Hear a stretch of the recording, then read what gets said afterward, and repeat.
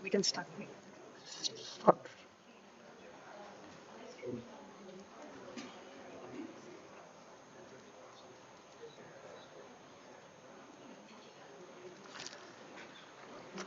Okay, I've been asked to start. It's unfortunate that many of you have gone to Shillong. You come on a prestigious Government of India scholarship, and that brings its own responsibility. I was going to talk about the PMRF 1.0 and 2.0, but now I have to modify my talk a little bit. This is not expected, right? So I have planned for about 30 minutes talk and leaving some time for questions and answers. So let's see how it goes. I might take a little bit longer. So I'll address three questions. I mean, at least I've sort of designed my talk around the three questions, right? What should we work on, right? What difference has PMRF, if any, made? I don't see much of a difference by the presence of the audience here. And how to make or how to prepare, right, for an effective presentation. So three different questions, and I'll try to spend a little bit time on that. Okay. So the first question is, we're all PhD students, right, and then future researchers and lifelong researchers. So what should we work on? What do you think? Right? I mean, what are the important problems for the future, for the next 20, 30 years? Let's see what is your estimate. Right? Yeah. Sir, India has been primarily for past few decades more of a service sector.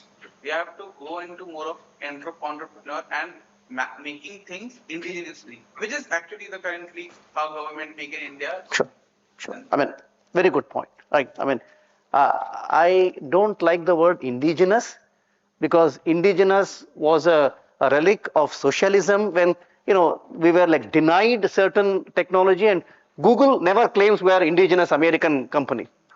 Has anybody heard? Right? Or Anthropic claiming we are an indigenous American company, or Novo Nordisk, right, which is the world leader in diabetes insulin production, never claimed we are a Danish indigenous company. They're companies, or Nippon, Hitachi. We have to be technological leaders, right? So, the words to avoid are indigenous, definitely. More words we'll avoid in the future. We have to generate technology for what, right? I mean, every area. Construction. As India becomes more and more prosperous, people need houses, right? Are we going to use the current technology with the cost being so much, 4,500 rupees per square foot of construction, right? How can we lower? You would need AC, right? Cost of energy. What's going to, who's going to work on energy? We're going to need water, right? Today's estimate is Indians need 1.6 trillion liters of water every day. We have only 1.1 trillion liters of water available for drinking purpose or potable water. The same water is used for agriculture and so on. So, water. We let our water, used water, into the rivers, right? Just go to the Brahmaputra river, the city drains into the rivers. There is a river called Bharalumukhi in Guwahati, right through the heart of the city. It's been converted into a drain, right? I'm just giving you examples from Guwahati. Story repeats, town after town in the country. So who's going to work on water treatment technologies, right? Transportation. I mean, people make jokes of Bangalore transportation that, I'm stuck at the Silk Road junction.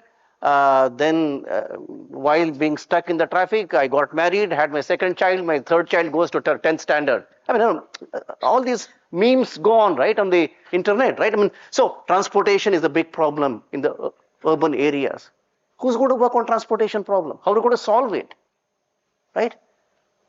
Urban flooding, little bit of rains. All our cities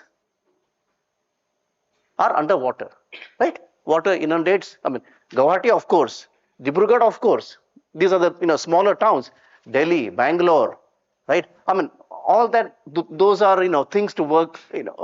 To sound nice when you see the memes, but these are the problems.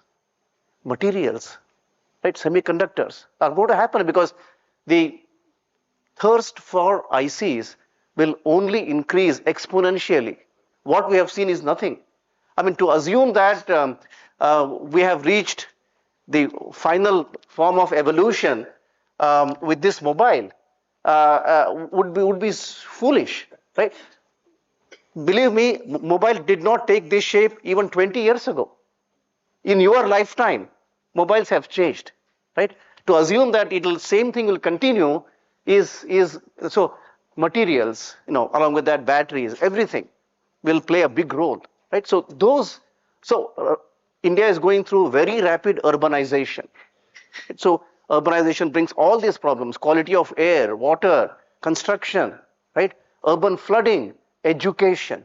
How do we give good education so that the future generation comes up with the right ideas to tackle the future problems, right? So those are the big problems to work on. My computer has gone to sleep. Okay, so let's see where we are today, right? This is an example. It's a plot I got from this Goldman Sachs research report. It came out in the year 2023, comparing world's leading economies, looking into the future, next 50 years, right? It ends at 2075. I will be long gone. I won't be able to see all those. What it says here is the black one you see is the US economy. It's growing, right, at a steady pace of 2 to 2.5%. So, it's continuously growing, right? From the 1980 onwards, it's growing. The thing on the top here is China, right? You can find this report on the net. I didn't plot it. I just downloaded it from the Goldman Sachs report, right? China is expected to cross US economy somewhere around 2035 or 2040. It's going to happen. You'll be there to see, right? And what you see here is the Indian economy. We are at the knee point right now, right? So we have to make it happen, right? It says by about 2070, right, India will cross the US economy, right? There is a large gap between this green and orange right now, but the gap is narrowing, right? China is growing at less than 5%. This year, India has grown at more than 7%. So, not great. Could be 10, 13%, but, respectable, but it's growing, right? And so, but, this kind of a rapid change in the economy, not seen in our country in the last 200 years, is happening, right? And you will be the accelerators. You will be the agents of change. We did not. You will. By working on these, problems that make impact. Okay.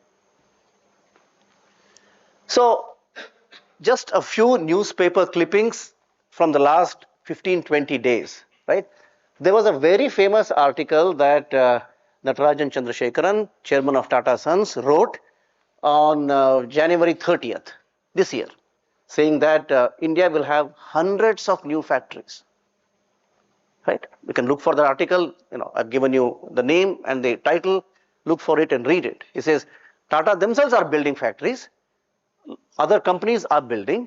Right? I recently met a person who heads a Tata factory that assembles iPhones in Hosur. He's the head of that. He was visiting, and I was impressed. Right? He says Tata is assembling. Right? Okay. I mean, we could move up the value chain, but assembling, and one of the largest assembly of iPhones happens in Hosur, near Bangalore. And another article that came on March 3rd, today is March 7th, right? Again by the same person, Natarajan Chandrasekaran. He says Tata Sons will invest 11,000 crore in advanced technology in one place, Jamshedpur alone. This was in the context of he was visiting Jamshedpur, so he gave this statement. Right? So things are happening as you and I, go to sleep at night. There's another very interesting article that came on 28th of Feb. Right? It said there were 2-3 articles. The one I picked up is Maruti produces cars in India, one of the largest producers of cars. They have invested zero money in designing an engine. I can give you examples of other companies, right? This has to change. Entrepreneurship he talked about, right? This has to change, right? Today, no high-tech work is done by Indians for Indian companies. Oh, you could say, Microsoft, I have my friend working in Microsoft, or Intel, Qualcomm, and so on. But, they're all working for companies outside the country, right? Microsoft never claims we are an Indian company, right? Right? So, very few companies are investing in high-end R&D. That has to change, right? I mean, you will be the change makers. Okay, so this is just the recent newspaper clippings that I just picked up at random and put it here. Many more. If you ask me, if I sit before a computer, I can find so many articles talking about this, right? Okay, so PMRF 1.0. So this article is something that Bhavani also showed yesterday. Some of the slides I've taken from IIT Madras presentation, right? So it was launched in 2018-19, right? 2020, March 20th, COVID hit, right? In 2018, when it was launched, we were scrambling to get the processes in place because it's not very easy. How do we get 1,000 research scholars and pay them, select them from a large body of PhD students from IITs, ICERs, IISc, and so on, and make them get. Please come on this side. Please come here. Please come. Yeah. So, 2018 doesn't count. So we didn't hit the figure of 1,000. 2019, I think the figure reached 300, right? 2020, everything crashed. So it was extended by one more year. 2021, numbers went up. 2022, 23, I think we hit a figure of 700. That is, we ourselves could not make our processes, right, by which we could select 1,000 research scholars in the country, right? But I think with PMRF 2.0, the systems are in place. PMRF 2.0, which will be launched, I'm hoping this year, government will fund 2,000 scholarships every year. And ANRF says we'll try to match by international scholarships, right? So 5,000 high valued scholarships will be available for us to work on those important areas I discussed before, right? And these are the details, let's skip that. And very generous research grant. Okay, so that means Indian government trusts you. Will you trust India is a question. Okay. Again, a summary. Total number of scholars, right? I told you in 2023 that the numbers hit about 750, right? It was a slow growth, right? If somebody tells you, start running 100 meters in 10 seconds, I can't do it, right? I mean, I have to practice and practice, right? And so when they said 1,000 people select in 2018, we could not. So it shows a slow growth, but we are now hit, right? Everything is in place. So we have a figure of about 3,700 scholars, of whom a large number are still going on. There are 38 institutions, and the last admission of the PMRF was May 2023, right? 11 May is the technology day. That's when the It was launched. yeah, okay. I think 11 May is a very important day, in the history of India. Okay. So, what are the outcomes, right? What did happen with PMRF 1.0 so far? This is a slide that was prepared in 2025 May, right? I'm reusing the slide prepared by a report of where IITs made a presentation before the ministry. What is the outcome? They were asking, right? If you want 2.0, what happened in 1.0? So this is the outcome. So it said this gave rise to about 750 patents.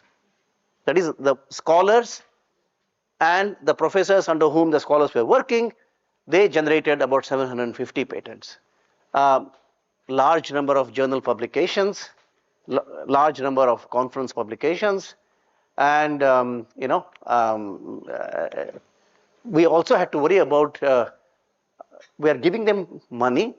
What will they do in return, right? To understand that, okay, they can become national teaching assistants took some time, right? We are now employing them on not just teaching a class, right, in your department, but teaching the whole country. So you are now part of a team that goes out to engineering colleges or works with NPTEL and so on, so that you can make an impact, right? So social impact I'll skip, okay, personal development I'll skip, okay, we'll come back to that if there's interest. So let's talk about the phase 2, right? Phase 2 will be launched this year. Its government has said 2,000 scholarships every year, plus ANRF will contribute an equal number. So this will be a much bigger project, right? It says we need to work on those important problems I brought up in the beginning. That is, multidisciplinary, interdisciplinary approach. Much larger number of scholars to be brought under the PMRF. Industry PMRF, that's the ANRF contribution, right? Partial industry funding expected for industry problems. Rigorous admission and selection process to be maintained, right? And Anusandhan and Vigyan, right? Important ideas. High quality research focused on challenging cutting edge problems, topics of national importance, not of importance to some other country, right? That's what has been happening, right? We read somebody's paper, 3K, we can add one more equation and so on. No. We want to work on our problems. Publish and disseminate in the very best high impact platforms. We are trying to come out with our own journals, right, where our students can publish. Engage in translational research, not just paper research for the purpose of paper publishing, but for translation activities, become product, so on. Impart technical know-how, promote research, teach and interact with students in institutions who are not as fortunate as you are, right? Because by having some 20, 30, 50 odd institutions, each with taking 500 PhD students every year, country cannot prosper, country cannot change, right? It has to be a national movement, and that's another, right? Strong industry connect, high impact research in collaboration with industry. See, the focus repeatedly that comes is industry relevance, right? When you come for faculty interviews, this question you would have to face: how is your work connected or relevant for the industry, right? How do you make your work important for the industry? Solve real world challenges, okay? Bridge the gap between academia and industry. Okay, I will skip, these problems are there, I think, but it's important that we focus on the problems. Okay. So that comes to the last part of my presentation. I wanted to end, it's already 9:52. Okay, so I'll take a few minutes, right? It's not enough to do the work. That's of course important. It's also important to communicate, right? I think people forget that India traditionally has a very rich legacy of oral communication, right? Look at our own dance, drama, writing, right? I mean, rich oral present, impactful way of presenting ideas. Go back 500 years, 1,000 years, right? I mean, excellent, right? All communication has been effective because they did not worry about, oh, what will people say? They had confidence in their own abilities, so they could make an impact.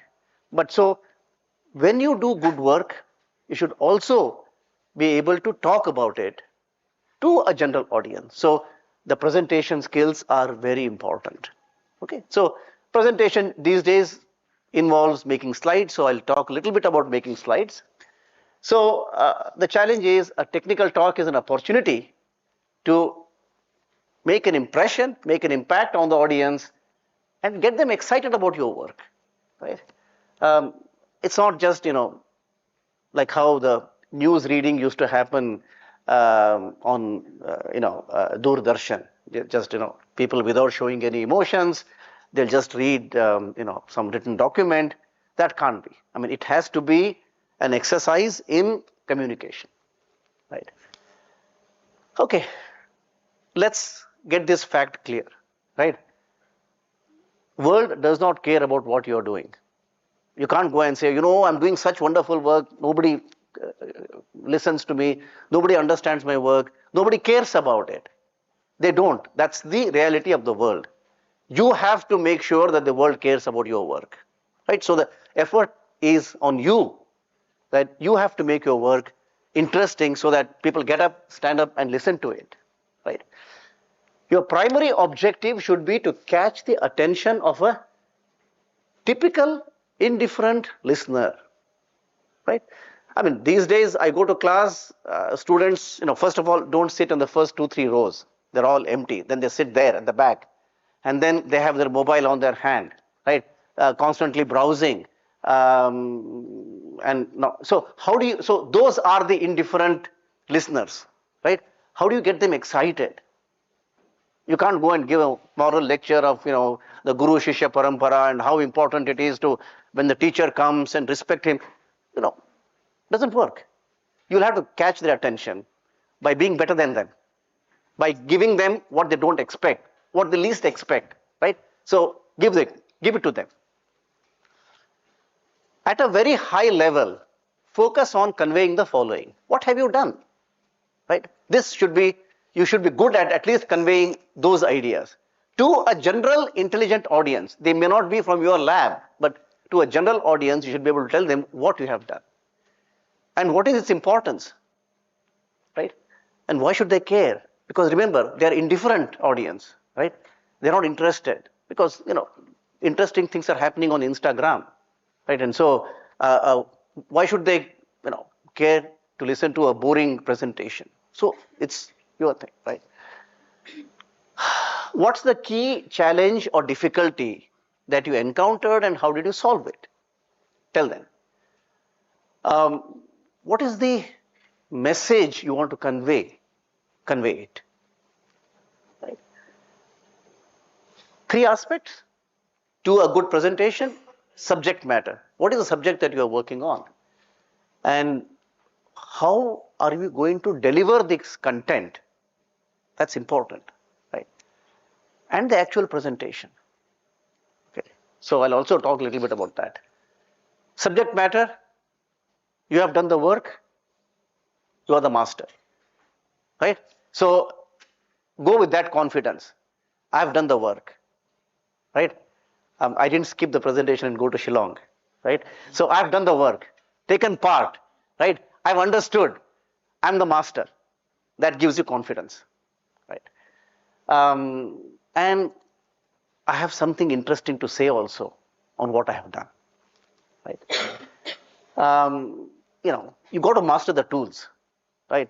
I'll come to the mastering the tools. People wrongly master the tools. I mean, when I go, they put all kinds of fonts, all kinds of animations, things appear, disappear, flash. I get up and walk away, right? This is a technical talk, right? Don't put animation, right? At most, it can appear suddenly, right? But more than that, don't use different fonts, like, things coming in, I seen all letters coming from different angles and forming a sentence, right? Don't do that, right? This is not, that's for class, school children in class 4 to do it. We are all, mature people. We are serious. We have an idea to convey, right? Convey it with all the seriousness, right? So you got to understand all the tools of presentation, whether it is Beamer or, I don't know how many of you know IPE, but I'll skip it. This is not the time to talk about those. PowerPoint, LibreOffice, whatever, Google Docs, whatever. I mean, today, right? Spend time in preparing, practice, right? No talk is given, delivered well without practice. I'll give you an I end at 9:15, right? Huh? Sorry, 10:15? 10:15? Okay, 9:59. Okay, good. So I'll give you an example. There used to be one Professor V.V. Rao in IIT Madras. Old person when I joined, right? He must be 55 when I was 32, right? You go to his room before the class, like 1 hour before the class, he'll be standing next to the board, right? And writing. He'll prepare every class. He was 55 years old. And when he goes to the class, he knows exactly what he's going to say, not one word more, not one word less. Exactly. Because he would have prepared every lecture at that age. Not like, you and I don't prepare like that, but a senior faculty member, you can go look for, his NPT lectures are still there, Professor V.V. Rao, right? He used to work in communication. So practice. Never assume that I know I can do it and go to sleep, right? Always worry about your presentation. Okay, and that means you have to practice. Get everything right. You exactly know what you're going to say. The actual presentation is first tell them what you're going to tell them. Tell them and tell them what you have told them. Right? First, tell them what you're going to tell them. Tell it, and then finally summarize by saying, I've told you all these things. Right? So that's a presentation. So that if they miss the message at any of these three stages, they get it back.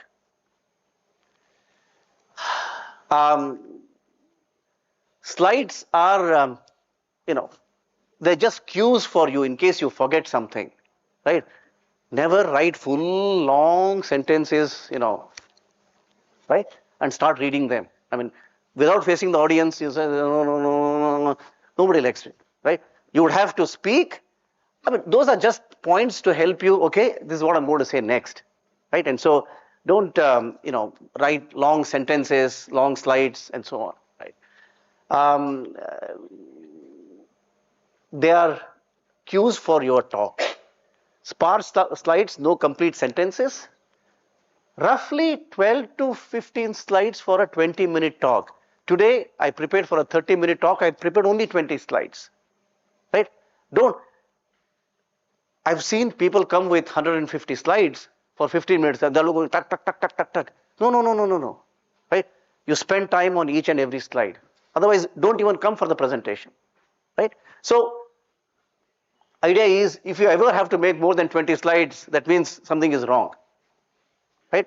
For a 45-minute presentation, 20 slides is good enough because you're going to talk. You're going to talk to the audience. You're going to face them and tell them, right? Not start reading sentences from there, right? Let it be visual communication, right? Block diagrams, toy models. All this takes effort, right? It's a good talk doesn't happen overnight, right? You'll have to spend time, prepare weeks in advance, right? Equations, well, we technical people cannot avoid equations. Keep them to a minimum. Only the important ones. Why this equation is necessary. And when you write an equation, tell them the importance of that. You don't even have to read. Dy by dx is integration from minus to plus infinity, function dx. I mean, nobody's interested. They can see it, right? So just tell them the importance of the equation. Why that equation is important. Okay. Use legible background. I mean, I've gone to presentations where they use dark color, right? You strain your eyes to read what is there, right? Don't. Simple black and whites are okay. Legible background. Use colors for fonts judiciously. Don't, make every font of a different color just because your tool allows you to do it, right? Most of the presentation software, they have a default mode. Use the default mode, right? On how to do the layout. They have a default. Which fonts, right? They have a default. Just go with the default. Nothing wrong. You don't have to use your creativity because most of them have the underlying philosophy that you focus on writing, we take care of formatting. You don't worry about formatting because we already know what looks good when presentation is made. So you only focus on writing, right? That is the philosophy behind most of these packages. So you don't get into formatting too much. Little bit formatting all of us have to do, right? Focus on writing, not on formatting. So just use the default. Don't even try to change the color. Ye to blue hai, acha nahi hai, right? Let me use black. No, don't do it. They have put blue because they have designers. You and I are not designers, right? They know what looks good. They know what looks good on presentation, right? So they have come up with certain default slides, right? Use them. That's it. I mean, the whole message is just use the default, right? Something that looks good on projectors, they know it. Something without serif is better when a presentation is prepared. And very important, if you put a figure, right, or a plot, tell them what is x-axis, what is y-axis, tick marks, right? I mean, everything should be legible. They should be able to read the label for the x-axis, y-axis, right? I mean, if it's three dimensions, z-axis, and more complicated, right? So make all your plots nice and easy to read to the audience. Okay. Okay. Finally, the delivery. I've said practice. I can't emphasize the point enough. Practice, right? I mean, till you drop dead. I mean, it's very important to get everything right. Never go there and then start looking for words. You should know what words you're going to use, right? Never go there and say, oh, I forgot the word I was going to say. No, no. If you have practiced, you will not forget. Right? This is a technical talk, right? You can't be poetic, right? You have to say its precise communication is very important. You know, we Indians tend to speak very fast. We think if we speak fast means the other people will think that we are, intelligent, right? Very wrong, right? Speak slowly, right? Speak deliberately, meaning, every word you say has to make an impact, right? So deliberate speaking, right? Emphasize every new result. Take a pause so that the audience can hear you, can understand you, can appreciate what you're saying, right? Don't just go on, at a breakneck speed, right? You're going to lose the audience. Speak slowly. I think that's probably the end. Okay. Then finally, eye contact is very important. If you can't make eye contact with the audience, look like this and then speak, or like this and speak, right? I mean, you can do that for some time. I'm not saying I didn't do it today, right? I was also reading, right? But that's people will understand. Oh, some point was there which he forgot, so he read it, right? But eye contact, a certain level of comfort with the audience is necessary, and that comes with practice. That comes with confidence. Yes, I know my subject. Okay.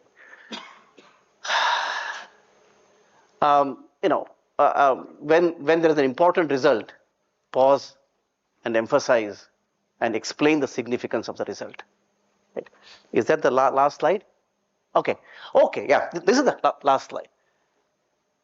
Nobody wants to listen to a boring talk, right? All of us have attended talks which are very boring. Right? Make your talk interesting. You have to show that you have something to convey. You have to convey the energy of the talk, right? It worries me that ancient Indians had that idea. They knew how to make an impact, right?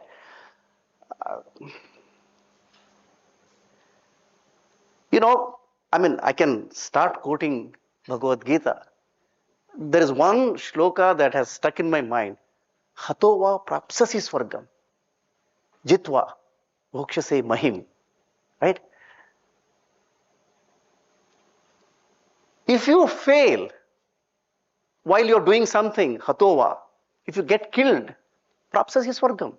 You will attain. I mean, people will say, this guy tried and failed. Okay. Jitva va bhokshase mahim. If you win, imagine, if you succeed, you'll become the king here. If you die, you'll be the king there. If you win, you'll be the king here. So what's the problem? Huh? Correct? Says, Tasmat Uttishta Kaunteya Yuddhaya Kruta Nischaya. Get up. Arjuna, get up. Right? Yuddhaya Kruta Nischaya. You have to fight and win. Right? So that's a message. Thank you.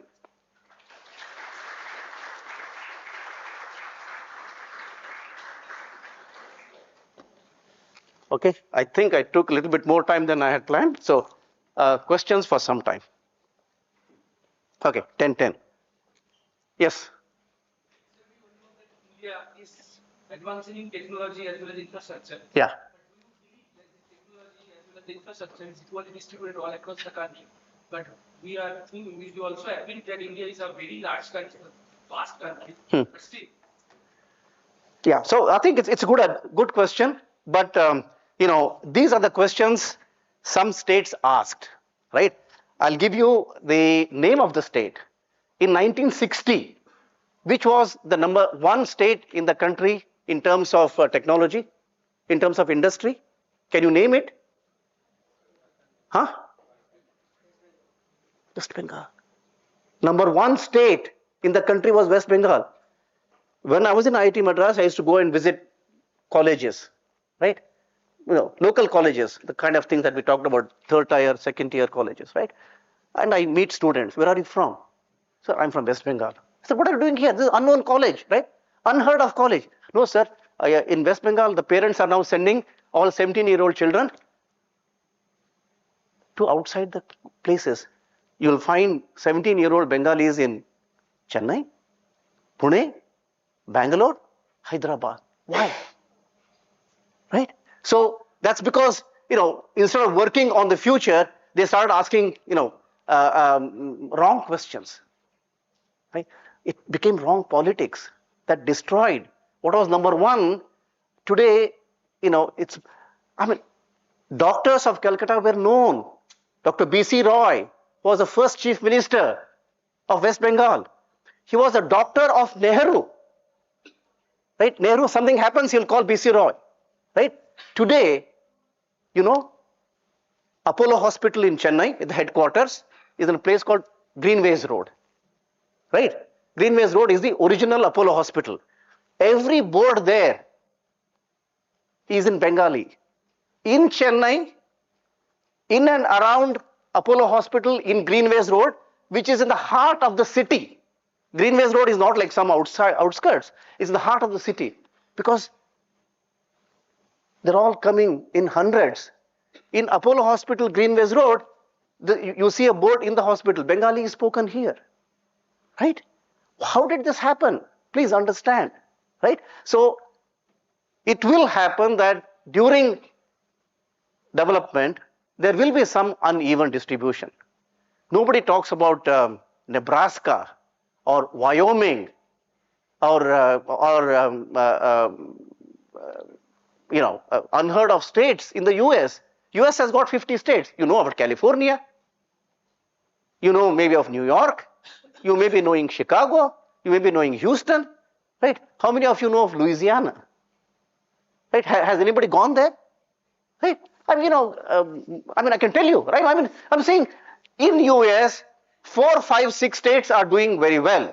Remaining 40 states are not doing well. But they understand that, any development, there is certain things are required. Today everybody is going to Bangalore, right? But we can become the next Bangalore here in Guwahati. Why not? Right? We got to try, right? And not get too much into, some conspiracy is there to keep us poor. Nothing, right? Those are not the right questions to ask. We'll have to ask how we can create a Bangalore here. I don't know how many of you go to Hyderabad, right? You take that road from airport towards Triple IT Hyderabad. It looks like you're, I don't know where. Out of the world, right? It doesn't look like anything you have seen in the country. So I want all of you to take this road from Hyderabad airport towards Gachibowli, right? And as the car enters, as the taxi enters, what you see in the front, right? It doesn't look, it's not just one building. It's like acres of that, right? It's the whole township. It doesn't look like, the India that you see just outside. Very different. So things are happening in the country. Just keep your eyes open. Yes. Yeah. Mostly professor, when we prepare for our thesis, basically for APS, they said your slide should have a story. So for you, I want to know what the actual story is, how we can. And the second question is, in the era of AI, there are very tools which help you in making presentation. So what's your view on using AI while presenting? Okay. I didn't use AI to make these slides. I typed everything because only when I type, I know what I'm going to say, right? I mean, I don't know how AI will help me. Oh, hello. Yeah, please come. Yeah. Yes. I don't know how AI will help in making the. I know you can today give the document and ask it to prepare. But if a machine prepares, machine reads, how are you going to convey the idea to a human being, right? So even if you use AI to make slides, please make sure that it is your slide. It's in your words because you are the speaker, right? Unless, I mean, I get emails from students, right? These days, I mean, I'll tell you a story. Sorry. So, 10, 15 years ago, I used to get emails from students. I will struggle to make meaning of that. There won't be verb, there won't be subject, object, whatever. Half sentences. I will struggle. I can show you those emails I used to get 15 years ago. Today, everybody sends emails with things highlighted. I know this person has not written. Chat GPT has written it. The moment I see anything highlighted in the email, I stop reading it, right? Because I want to know your story in your words, right? Not in what chat. I mean, people used to write. Uh, in 2010, we conducted a conference in IIT Madras. Yeah, please sit down. And at that time, we wanted to know if a paper is plagiarized.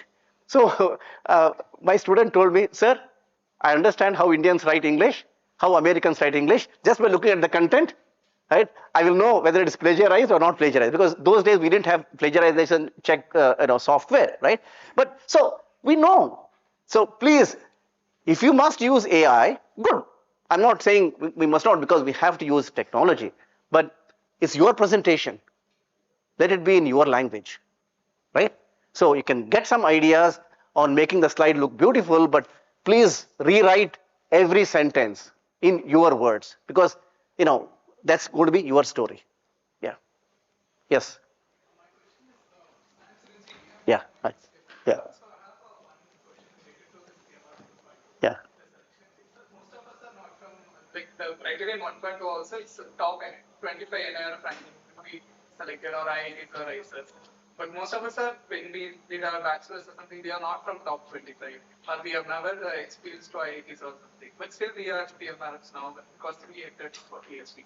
So what our question is, suppose in PMRF 2.0, will you be like, you will be including the institutes other than NIR 25 or any state colleges or something to be more useful, not to reach more people also. Yeah, I think one of the objectives of the PMRF 2.0 is also the outreach, right? In what form the outreach will happen is not very clear because even for the PMRF 1.0 to get the outreach idea correct took us some time. Only in 2022 or something this idea of NPTEL and all that happened. It took us 4 years to figure it out, right? I mean, so at least that part has been figured out now. Outreach is going to be an important activity, right? So, even if an institution cannot be part of the PMRF, but outreach can happen, joint PhDs can happen, right? Joint guidance can happen, right? All that is in the ambit of the program. So I think all those things can happen. Yeah. So whether it will include, I think today it goes to 38 institutions, ISIS, IITs, IISc, right? Maybe there are other good universities. It may include. The numbers might go up a little bit, but I can't imagine the number reaching 100 at least in this next 5-year period. Right? Yeah. Yes. Next speaker is already here. Yeah. Thank you for this wonderful talk. Yeah. I had a question, so Yeah. I don't know whether I have to talk, your talk currently, but the thing is, given that you said that we should deal with problem of national importance, but rather than that, why not handle problems like problems in basic and applied sciences, which may not have direct relevance to the industry-based problems that we have currently, but have implications later on, a later stage of or a long-term development of our country. And how PMRF might encourage this kind of problem-solving criteria, where the funds currently, like all the funds are likely come from industry, where they want to solve industry-based problems, but not encourage these basic and applied science problems that may have better impact in the long term. So how PMRF? Yeah. So it's always good to have some people working on long-term problems, right? I mean, because we don't know what's going to become important 20, 30 years from now, right? But not everybody, not the majority of them, should be looking at those problems, okay? Because not all of us are capable of looking at those long-term problems. Let's accept we are not all Srinivas Ramanujams. That I can go to sleep and come up with all those nice theorems and write down, right, in my notebook. We are not genius like that, right? Everybody has their own limitations. So to say, work on long-term problems, I mean, some people, yes, definitely, right? Where our system doesn't stop from some people, but for the bulk of the people, we need to work on problems connected with industry. Yeah. What I see in Indian IITs actually, we actually lack the power of collaboration. I see faculty in one department are not talking to another faculty in the same department. They hesitate. Sure. Yeah, and when it comes to like discussing with other faculty, they also tell, okay, no, we are going in this directions. We don't want to talk to other. So how PMRF 2.0 can help to select a student who is having multiple faculties from different departments or from the same. Yeah, I think one of the objectives of the PMRF 2.0 is, as I said, multidisciplinary, interdisciplinary, right?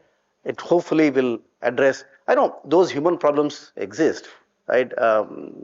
We can't all become friends overnight. Human problems exist, right? Let's acknowledge them. But problems don't come with department boundaries. I mean, if take electrical vehicles, is it a mechanical engineering problem? Is it an electrical problem? Is it an energy problem? Is it a materials problem? So if I'm going to treat it as only an electrical engineering problem and talk only about the power electronics, what is the point? Without understanding, right, the battery, the materials, the body, the dynamics of it, right, I won't make any progress. If I design a power electronics that is this big and weighs 100 kg, won't help anybody, right? Because the dynamics people will tell you, no, the electronics should be less than 10 kg and it should be of this size, right? So I'm saying, problems, the practical problems don't have these boundaries of the department, right? We have created them. If we have created them, we can dismantle them also. No? Yeah. Okay, thank you.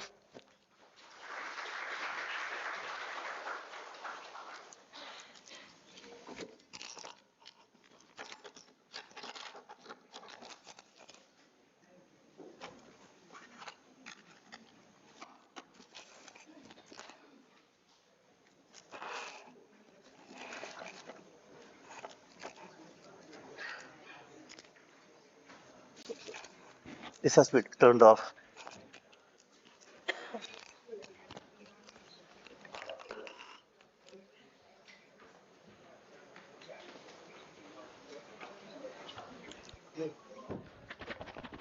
Thank you, sir. Hello.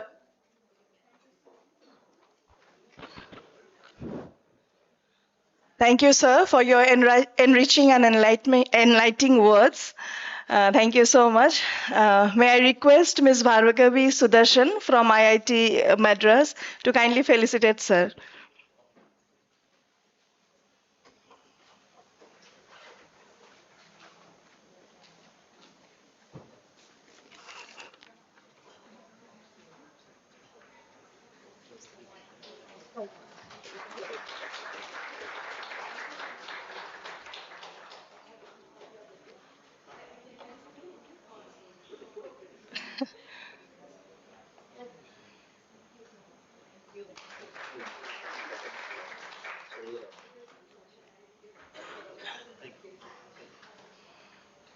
One more.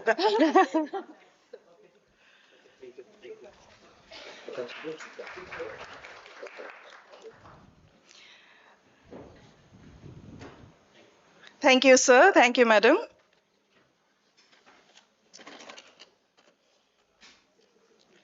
Next in line, we have Shri Bhaskar Phukan from NRL. Bhaskar Phukan is the managing director of Numaligarh Refinery Limited, a leading public sector refinery in the Northeast India under the Ministry of Petroleum and Natural Gas, Government of India. He is a mechanical engineer with more than 30 years of experience in the oil industry, including logistic, marketing, technical services, and operation.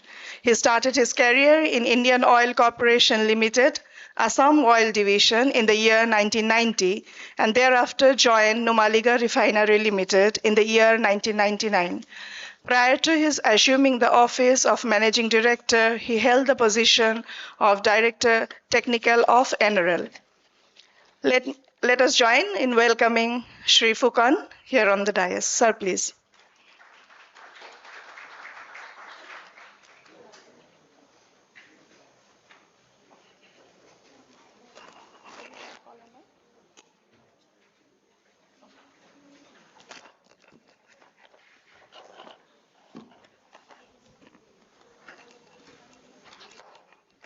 Very good morning, my dear students, Professor Jalihal, and the organizer of this event. At the onset, I would like to give certain caveats. See, it's good that we are having this kind of symposium that signifies one thing, that finally India has arrived as a R&D nation actually. We were very bad, still very bad, but we have just started. So in the morning of today, we are having PMRF annual symposium. That means we are celebrating something, we are trying to convey something. That is one. Second, we are not, as a corporate, we are not in the thick of the thing, we are in the periphery. So we have been asked to get associated with lot of R&D activities nowadays. See, as recently as a few days back, we had a post-budget address and a discussion which was engineered by Department of Public Enterprise. So all public enterprises are supposed to be reporting to Department of Public Enterprise, all policies related to public sector. By the way, there are almost 250 of them. Some people are doing well, some people are not doing well financially, but nonetheless, DPE is our department under which we operate. So they said that we need to have a post-budget discussion. So as a budget follow-up, PM gave a very brief speech, around 15 minutes or so. So one thing he was very, very clear about was that corporates needs to open up their coffers for more and more R&D expenses. He used the word, "Up conjuice mat baniye, up you start spending money on R&D." We were asked to answer a question yesterday by Niti Aayog. What should be the percentage of spend of the corporate profit towards R&D? Currently, the Companies Act 2013 mandates that 2% of expenditure, and DP also monitored that. We have MOUs with Department of Public Enterprise. We are supposed to spend 2% of our profit into R&D. We are not being able to do that. That's a different thing. But the journey has only begun. So yesterday, Niti Aayog asked, what should be the percentage? Are you happy with 2% or it should be more? We could not give a straight answer because the numbers is difficult to tell directly because it depends upon in which sector you are in. Certain sector needs very constant R&D, like finding out new drugs, pharmaceutical industries, their R&D expenses will be very high. very set industries like transport, railways, and they have a mega budget of 1 lakh crore, 2 lakh crore. So out of that, 2% will be a humongous thing, whether they will spend that much of money. So those are debatable issue. We could not have given a percentage. But the point that I am trying to make is that even the corporate, the department, the core one, non-core one, strategic one, everybody has been asked to pitch in. So it is a very sweet spot that all of you are in, who are from the R&D fraternity, who wants to do jobs in R&D. I think India is the place to be because it has only getting started, I think. So that is where our role is. As a corporate, we will. Now, how corporate looks at this R&D activities? See, we have 4 or 5 issues. See, one, we are always fraught with issues, challenges, constraints.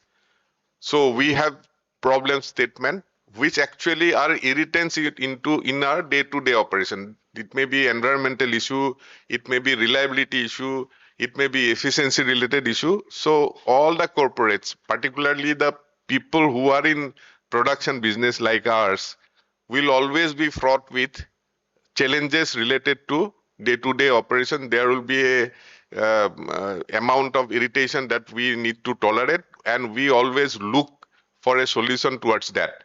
That may be one area where R&D activity can help, because you have to have a fresh look, because with our expertise we have not been able to resolve this issue for a very long time.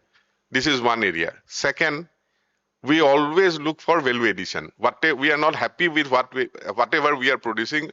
We want to produce something which is more value added. So therefore, there is a huge scope, like chemical industries like us. We are a refining company, but refining companies are gradually changing themselves into that chemical industry, because we are also experiencing transition.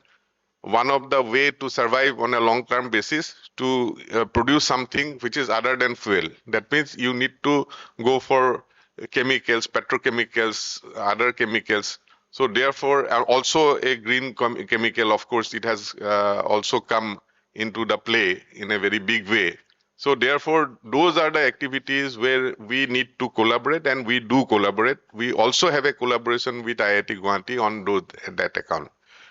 Third issue is that you have to squeeze. We are money loving people. These corporates, they love money actually. You have been tasked to earn money. Not by any means, but by ethical means. That means you have to squeeze in. Suppose one is value addition, another is cost reduction by improving efficiency. So we are also challenged with lot of inefficiencies. So as a country, the country also looks for efficiency, because a rupee goes in, people measures that how much money is getting returned. If it is a OPEX, people say that OPEX is for only it is going into, and no return should be expected. A large return is not expected, but it is a capex, capital investment. Generally, you can expect a 2-fold return or 1.5-fold return in 5 years period. But if you are willing to wait for 7, it may become 2 or 2.5, like that. People say some thumb rule calculation. So therefore, efficiency at which the capital is utilized is another challenge the corporate always faces. So there are ample scope for academia, the R&D, and the corporate to collaborate. So this is one area where we are significantly invested. So we also have collaboration not only with IIT, but with CSIR labs and other institutes, because unfortunately we are also not very old, and we are also not very big. So we cannot afford to have R&D of our own. So therefore, people like us of our size, they indulge in more collaborative effort for R&D, because we need to have R&D in any case.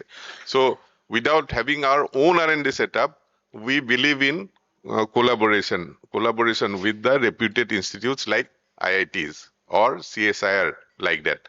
So efficiency improvement can be any actually. Efficiency, you can be efficient in the process.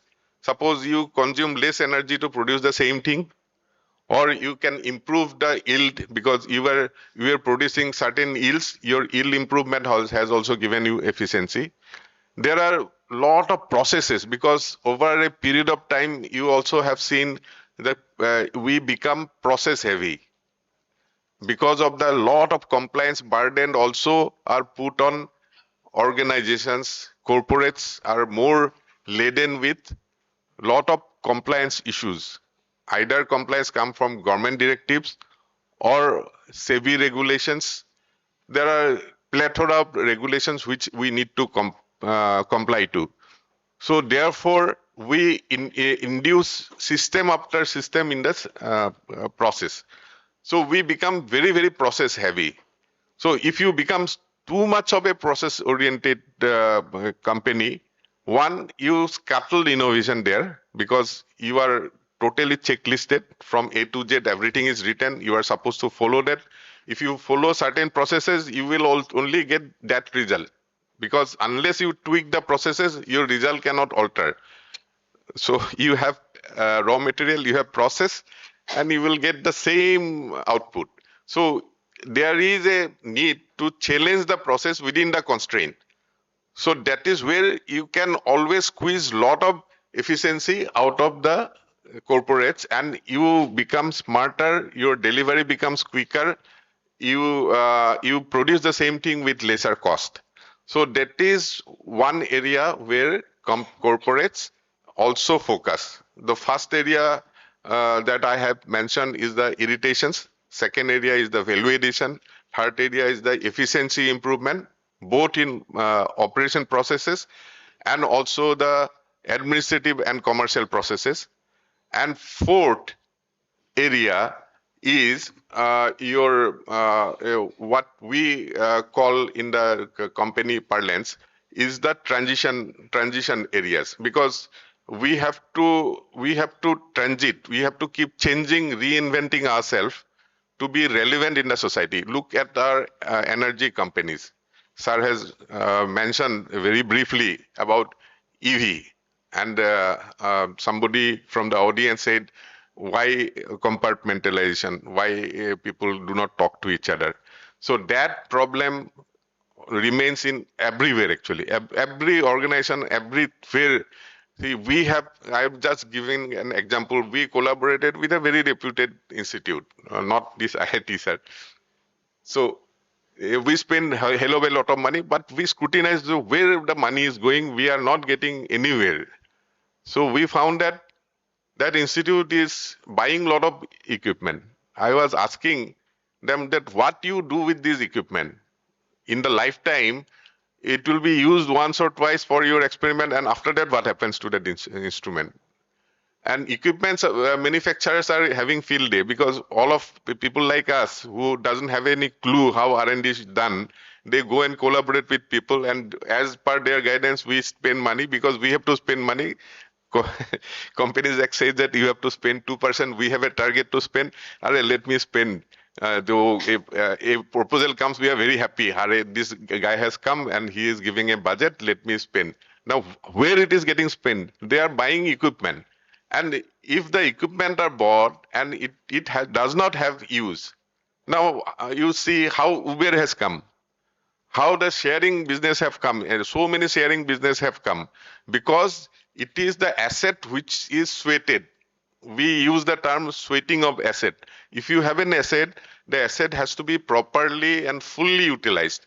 Suppose you have an equipment, in the lifespan of 5 to 10 years, only few experiments are done. That is not a proper utilization of the equipment. If some R&D institute funded by public money like us, if they buy this equipment, for some reason it may be required. I'm not challenging that it is not required. But after being used by them, they should make a publication saying that I do have this instrument and I do have qualified people who can operate this instrument. please come and take the advantage of this facility, even with some cost. At least the next R&D somebody is trying to do, he need not buy that equipment and he can utilize that equipment.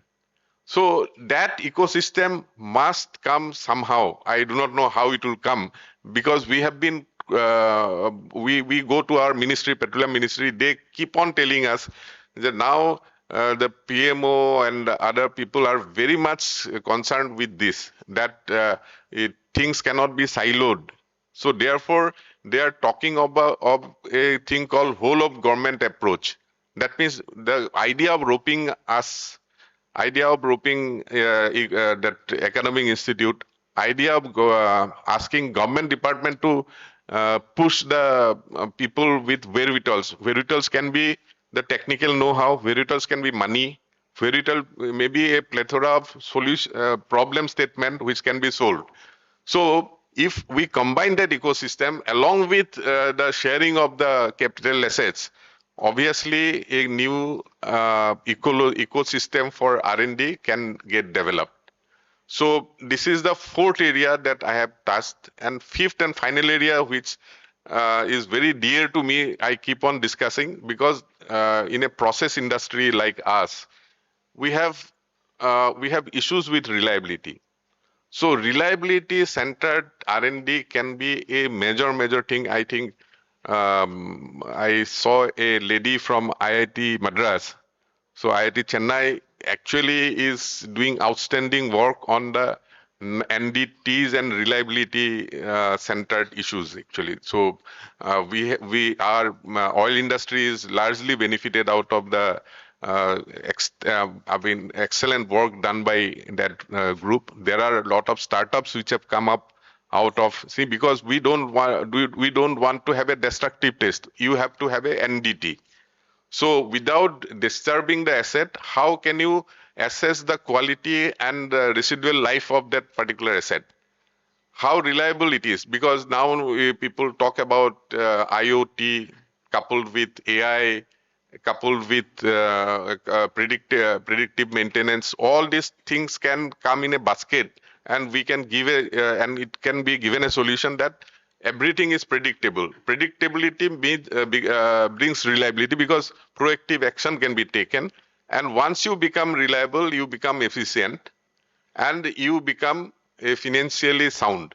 Therefore, a lot of work is getting done in that sphere, starting from NDT, starting from predictive maintenance, starting from digital twinning, so that a lot of predictability and a lot of simulated experimentation can be done.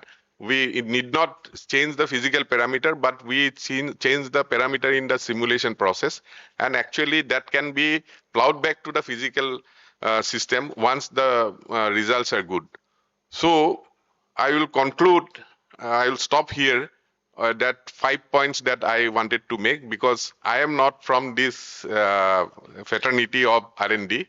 Our job is to give you the solution, give you the problem statement. Our job is to give you the money so that you give us. And sorry, I missed one last thing. I keep on talking about that. See, R&D means sometimes we stop at TRL4 level actually. That is not going to satisfy the industry, at least that I know. We need to commercialize. There are a lot of R&D efforts which are languishing at TRL3, TRL4, TRL5 level. We must somehow we do not have that resources to bring it to the commercial stage. TRL9 stage we have to bring finally. We have to do piloting. We have to have the outstanding engineering solution to overcome the process issues. Since I'm from the process background, I'm repeating the process issue. So therefore, we must bring those TRL, lower TRL level to the higher TRL level, and whatever needs to be done, engineers need to put their head together to give an engineering solution. Once that lab scale and even the pilot scale is done, how to scale it up. Scaling up is a big issue in India. And for that, please do not hesitate to do reverse engineering if at all required, because somehow we have been taught from very childhood that IP has to be respected. We do have to respect IP, but reverse engineering with some improvement may be a way out. So I will end by giving an example. We have lot of proprietary, because if somebody wants to supply a pump, he wants to supply the parts forever actually. So he earns much more by supplying the spares than supplying the original pump. And you will feel that actually you are squeezed out of a lot of money. And people, out of their quest to be reliable, they will go to OEMs. Now, why that status quo could not be challenged? Because now we are saying that no, let me scan that and do a 3D printing of that parts with the correct metallurgy. If I know how it can be tested for the strength, etc., I can actually replace the shaft given by X company. I will not name companies. These are in the industry. There are few of them. They will supply everywhere, and they will keep on supplying the spare parts on OEM basis with a very restrictive competition and high prices. So these are the ways of challenging. This is a very good example of reverse engineering. But we are taught that once you do reverse engineering, you must bring some tangible improvement in the process so that your IP cannot be challenged. So I will leave the forum with this thought, and thank you for having me here. Thank you very much.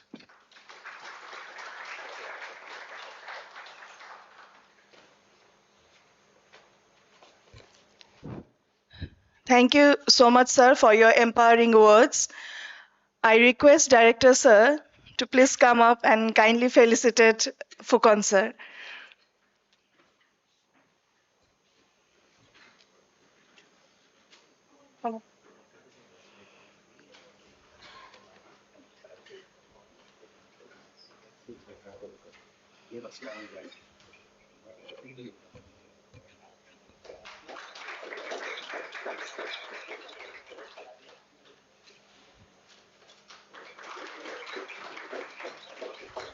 Sir, sir, please.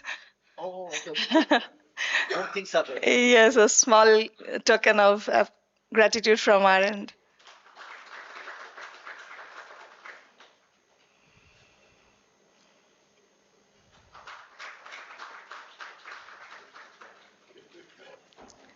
Thank you, sir. Thank you. Thank you so much. Thank you. Bye-bye. We'll now proceed for a short tea break and we will resume the session at 11:30 a.m.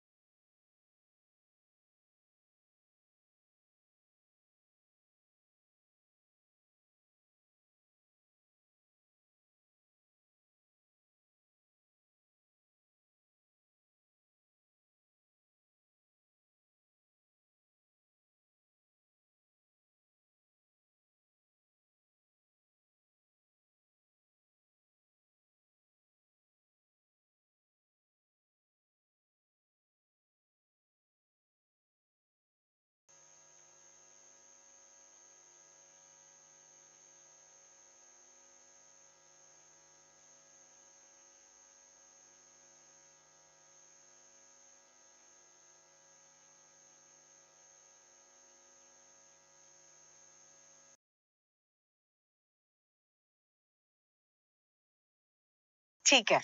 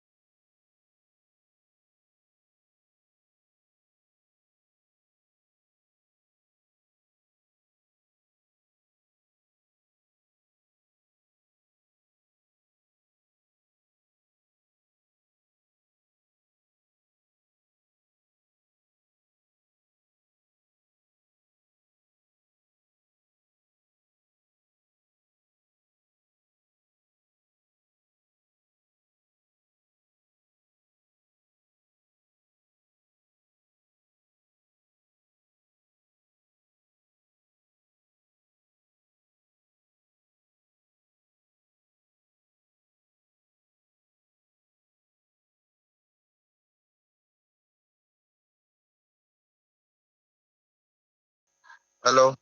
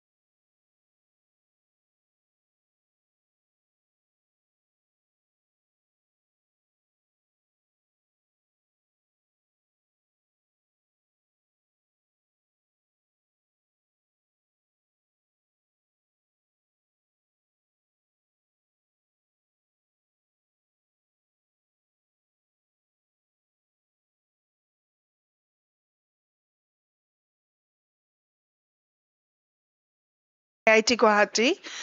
Dipankar Bandyopadhyay is a professor in the Department of Chemical Engineering and Center for Nanotechnology at IIT Guwahati and director of Assam Advanced Healthcare Innovation Institute. He is a BTech in Chemical Engineering from Calcutta University and MTech from IIT Kanpur. He had served as head Center for Nanotechnology and Jyoti and Bhupat Mehta School of Health Science and Technology at IIT Guwahati. His research areas encompass thin films, smart materials, microfluids, POCT devices, CFD, and complex fluids. He has authored more than 170 research publications and filed 28 Indian and 9 international patents.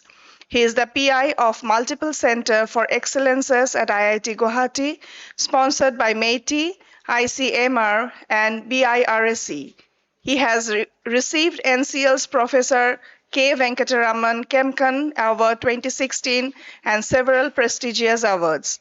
I invite Professor Bandyopadhyay to deliver his talk.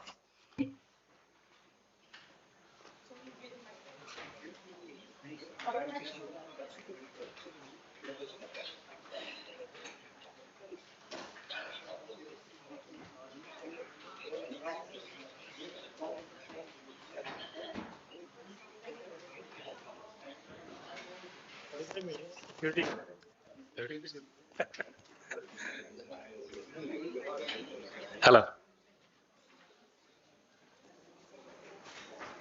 Hello. Yeah. Good morning.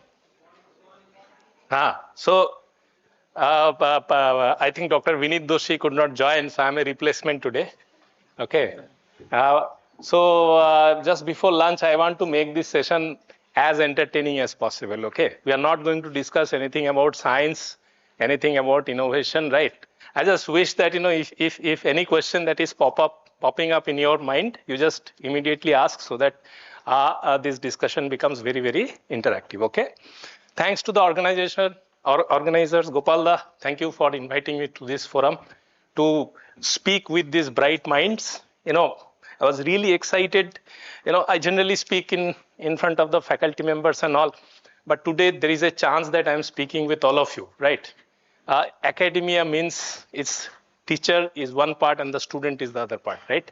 And the brilliance of academics comes from the student community, right? So I have prepared my presentation in that manner so that we generate some sort of idea, some sort of vision map in terms of understanding how exactly we progress. See, you people are the cream of the researchers of the country as a PMRF fellows and all, right? Or some are going to be the PMRF fellows in future, right?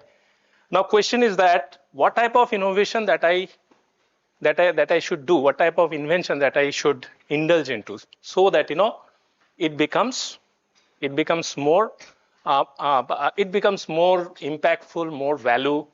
It brings more value towards the society, right? So that's the overall objective. Why we are doing all these things? Because it's all at some point of time, it's going to go back to the society, and in the process, it is also going to come back to me, right?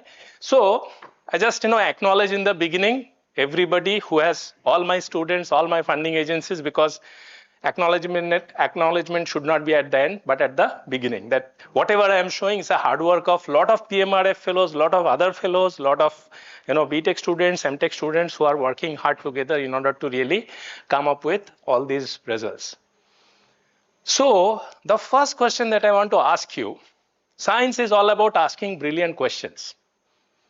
It need not have answer at this stage, but it is about refining your questions and coming up with the questions that are really meaningful, right? So suppose you are attempting a scientific problem. One part of that a PhD process is your training. I know how to write a code. I know how to do a transmission electron microscopy. I know how to do a UV visible spectroscopy, right? This is one side of the story, which is the training part. But most important part is that how to ask the question, that question, right? I give you three major cues to that. And those 3 points, it's not the final answer. It's an iterative process. Asking question is an iterative process. Your initial questions will be very silly. When you start asking the questions will be very, very silly, right? But as you progress, as you keep asking the question, as you keep refining the question, you will see things will become a little bit more condensed. First and foremost important thing that your question should have is the novelty, right? It has to have some novelty. So if I'm asking the first question, it's not that novel, I need to really go back to the drawing board and I have to ask a question which has a little bit more novelty. You will not reach the final highest level of novelty in first 2000 iterations. This is where you require patience and perseverance. I have listed, these presentations maybe you can keep it general for them so that they can really look at this. I'll just curate this slide. So I have enlisted everything. You need not read it. The main summary of this slide is read when you go back to when you get the presentation, you just go through all these points. Main thing is that the value of the question has to be, the novelty has to be there. Second is your question should have an impact. You should ask questions which we should be impactful. Right? Like say suppose Newton's law, if you see what is the impact, still today we are using it. When the war is going on, all these projectile motions, they're all following Newton. That is the impact of that work. I'm not saying war is good, but then I'm saying the impact of the war. All automobiles, all aircrafts, these are all is based on Newton's law. Third, the most important, generally we do very well in academics with these two, novelty and impact. After 5-6 years of training, typically we are good with this novelty and impact. The third most important point that we miss in research and innovation is the scale. Impact means how many.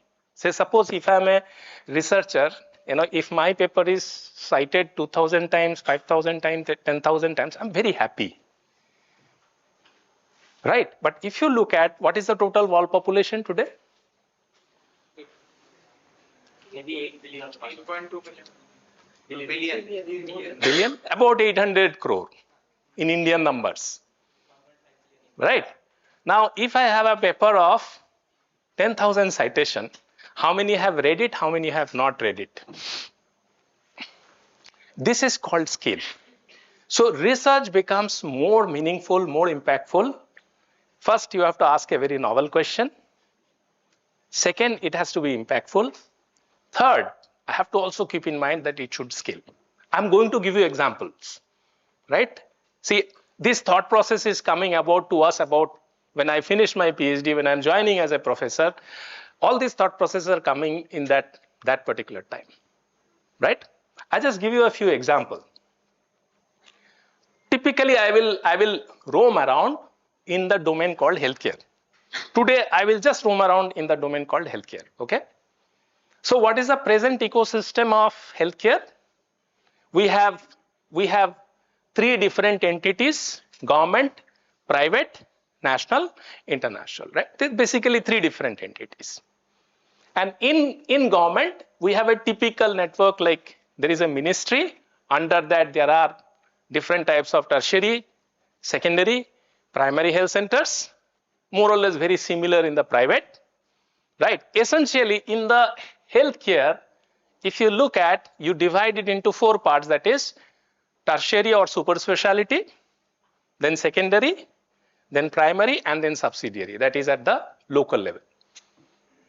And I'm 100% sure when you are doing an innovation, whenever you are ill, very less number of you have at least visited once in hospital. I mean, that is the tertiary care. Typically, you go to a doctor, you get some pills and you get okay. That is 90% of our diseases. So if I'm talking about impact, we are doing inventions on different types of MRI, CTs and all that, which is very, very important, by the way. But if you look at the scale remains at the primary care. Paracetamol sells more. Ibuprofen sells more. Right?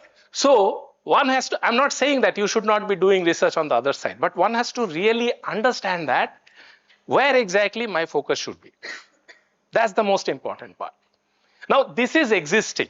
This is what we are in the present day. What is in the future?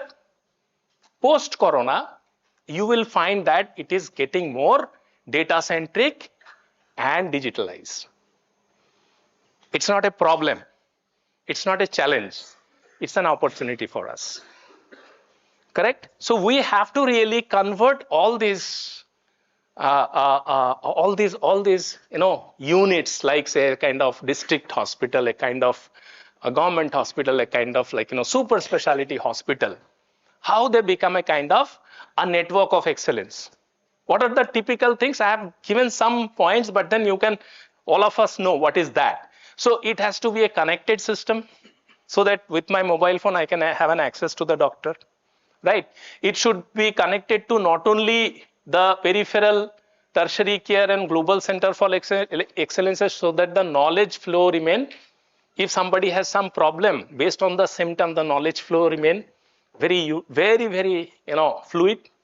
And then it has to be accessible 24/7, and it has to go for what we complain typically if we go to a hospital.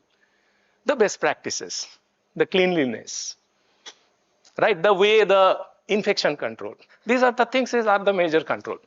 Now, if I can highlight as a pessimist that, look, there is a government hospital, there is a problem.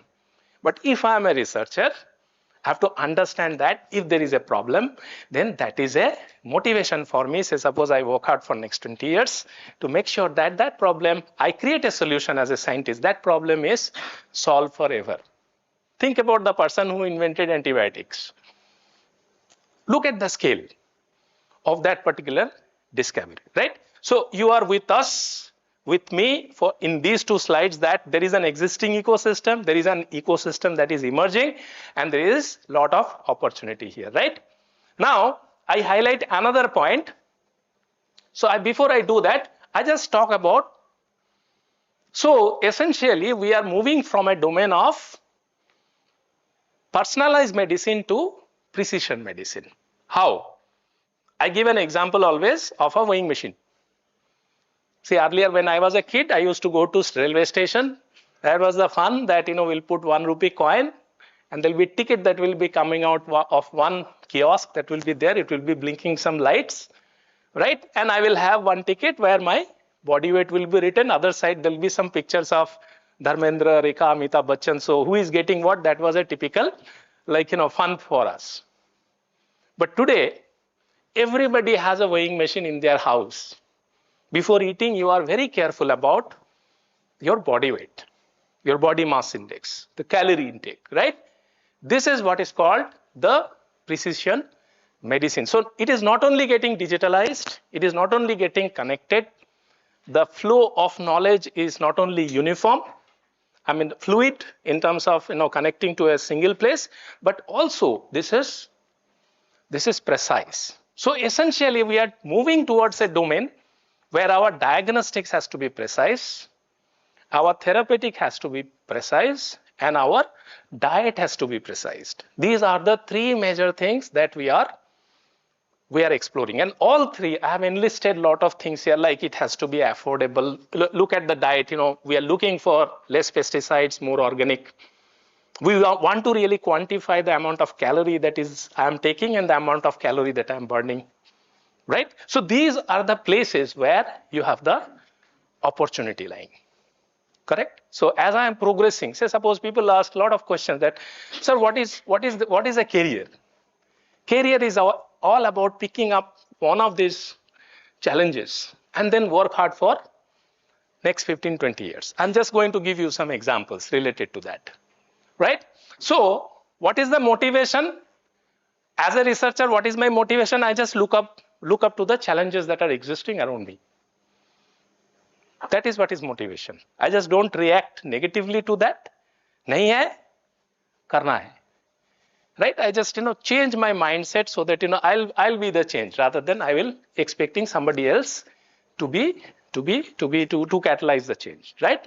So I give you one example. People talk about diabetes, and that is typically people talk about type 2 diabetes. Today in India, for type 1 diabetes, there are 150,000 cases every year. Additional cases. What is type 2 diabetes is basically because of my lifestyle, I'm damaging my pancreas, and at later stage of my life, I have some issues in terms of my starch digestion. I'm going to come to that, right? What is type 1 diabetes? Genetically, I am unable to secrete insulin. By the way, how does insulin works? Anybody has any idea? Do you know what is insulin? What is that? Enzyme released by pancreas. Is it enzyme? It's a hormone. What is insulin? How does it work? Mobilizes the glucose transporters to come to the surface so that they can carry out that process of extracting glucose from the bloodstream. What is the role of insulin? To regulate. How? See, I'm asking questions, and I'm asking quality questions. This extremely learned audience, all are struggling. Kya answer? Nahi hai. I was also in the same, when I was asked the question first time, I was also on the same boat. Because this is where we are missing, that depth is necessary. Insulin is basically a kind of, there is a receptor in the cell. I'm a chemical engineer, I'm not a biologist, right? So my interpretation is all engineering. I consider cell to be a vessel. Now inside the cell, if something has to, in cell, everything doesn't go in. So on the cell surface, on the cell membrane, there are some receptors. If the insulin sits on the receptor, then the glucose will go in. Otherwise, the glucose will not go in. Right? Essentially, when I'm having starch digestion, you're giving me starch. When I'm having starch, what is happening? The enzymes in my stomach, pancreatic, amylase is going to break it down into small sugar, small chain sugar like maltose, sucrose, right? Now those entities are going to the cell. It can only enter cell and get burned when there is insulin. If the insulin is not there, it is not going to go in and it will not be burned, and hence in your blood the glucose level will increase. Simple. Right? Now this insulin secretion, one problem is, I am with my lifestyle, I'm slowly losing my capability to synthesize insulin. Typically, beta cells in pancreas are responsible for insulin synthesis. If I take too much of sugar, what will happen? The beta cells will have to work hard. The cell division rate will go up. Slowly, what will happen? That will diminish, and I will not have insulin in my body. That is type 2. But type 1 is, by birth, my pancreas is such that, it is incapable of producing the insulin. Okay? Clear? Now, we went to Dubai and we saw, you see, this is about 2 weeks back. This is a device, it's a Chinese device. It's called CGM. CGM means continuous glucose monitoring. So it's typically a micro needle based device. There is an array of micro needles. Needles means, just like, mosquito needles. You have an array of mosquito needles. So one side of the needle is measuring what is my glucose level in the blood. And other side of the needle, on top of that, you have a insulin pump. Moment it measures insulin, it is doing an AI-based calculation. How much insulin do I need? It is delivering. There is no indigenous device today which can do this CGM, continuous glucose monitoring. 150,000 today's date, 150,000 cases per year. So I'm talking about novelty, I'm talking about impact, and then I'm talking about scale. Okay? Example 1. Example 2 is that, of course, this is how things are done, right? In case of not only type 1, but type 1 plus as well as type 2, that I have a program. Say suppose when I'm jogging, right, I'm burning more glucose, right? Typically it is said that don't sit down for long hours. Why? What is the reason? Because your rate of metabolism will go down if you sit down for it. So activity is necessary, whatever you're doing, right? So typically, like, you have a cassette like this, you have a sensor here. So why am I calling this theranostics? It is diagnostics plus therapeutics, right? Diagnostics also scales, therapeutics also scales. theranostic scales bigger. Now this is a solution for type 1 as well as type 2 diabetes. Some of you have to stand up and do it. Right? Not only that, I just digress a little bit. The import bill of insulin in 2023, we are going to import insulin how much? It's about,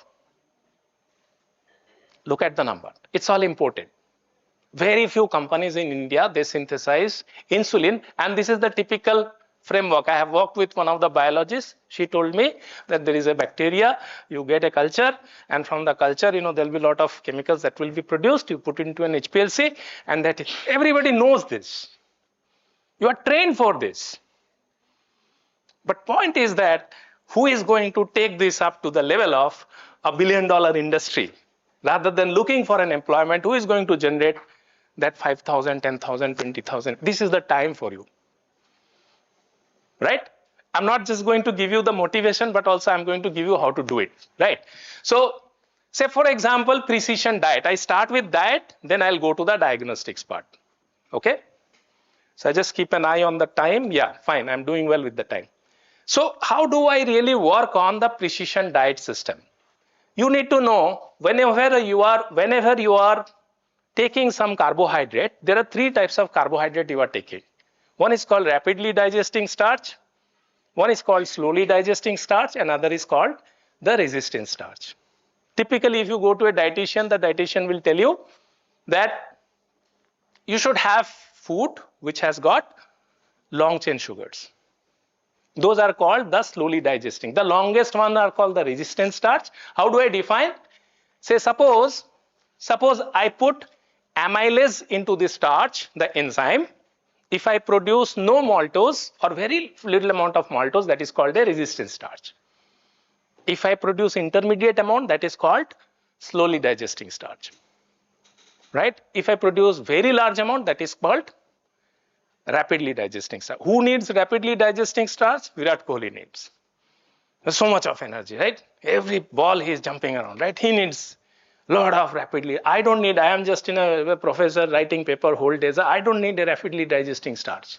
I don't need normal glucose. I need a kind of more of a resistant starch.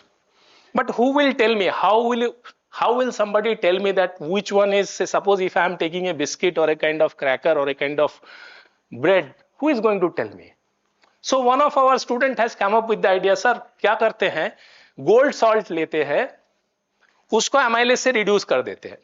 So essentially you have gold nanoparticles, the magenta ones, and on top of that you have amylase molecules sitting. What will happen if you give it to starch? This amylase will, so he did very simple experiments that all soluble starch, cornstarch, waxy cornstarch, and then different types of cracker, biscuit. If you put in, what is happening, as the different amount of maltose is producing, maltose you are detecting by the faricyanide method using an electrochemical sensor, right? This is a kind of electrochemical sensor. You have a ferrocyanide, and that if you put maltose, it is going to really change. Based on the concentration of the maltose, the current is going to change. So what is my sensor? There is a very simple sensor. In that sensor, what am I doing? If I give a food source, it is going to, within that sensor, what it is going to do, it is going to break and produce some amount of maltose. And I can really define 3 different types of foods. Green, which is the resistance one, yellow, which is the slowly digesting, and red is the rapidly digesting. Now think about this particular problem. You can see there's a color change and all these things, right? So this particular moment this particular paper came on the internet, I have started receiving lot of industry. They want to really classify food, classify the different types of food grains. And you will not believe there are, if you go and search today on internet about the types of rices that are available, that are classified based on their glycemic indices. The types of wheats that are classified based on the glycemic indices. So this is one area which is completely new. This is called the precision diet, because this will become more pertinent as we progress, because we are now very much aware of our body weight, body mass index, and so on and so forth, right? So now from diet, I could convince you how do I really achieve precision diet? How do I achieve precision healthcare? One very important component is the precision diagnostics, right? So what are the attributes? The attributes will be, first is accuracy. How accurate is this? Then it has to be portable. It has to be at your place. Then it has to have some storage so that you can do data analytics and all. So all these attributes you will find like, it has to come in a single unit. And this is where, we have come up with a kind of solution, which is a kind of, we are calling as a kind of mobile app. That means, you are not going to the laboratory for the test. The laboratory is going to come to you for the test. It's a better solution, right? If the laboratory is with you, right? If they can give you the body parameters, all the biochemistry, molecular biology, all parameters that are available at your place, it's a very good solution, right? So what is the typical situation right now? I have different types of body fluids, essentially blood serum or blood plasma, and I am doing my test like this. But this is not the ecosystem that is emerging. What is the emerging ecosystem? I just give you first one example of an emerging ecosystem. I'll come back to this. This is the emerging ecosystem. Say, suppose if you have a unit like this, and this is connected to internet and IoT. With IoT, it is connected to the internet. And then this is accessible to the doctor. So once you visit the doctor makes the prescription. This prescription actually is having some indices about the diagnostics. Like you perform the diagnostics apart from the body weight, the color of the skin, the color of tongue, this and that, right? And then what you do, you go for the set of tests.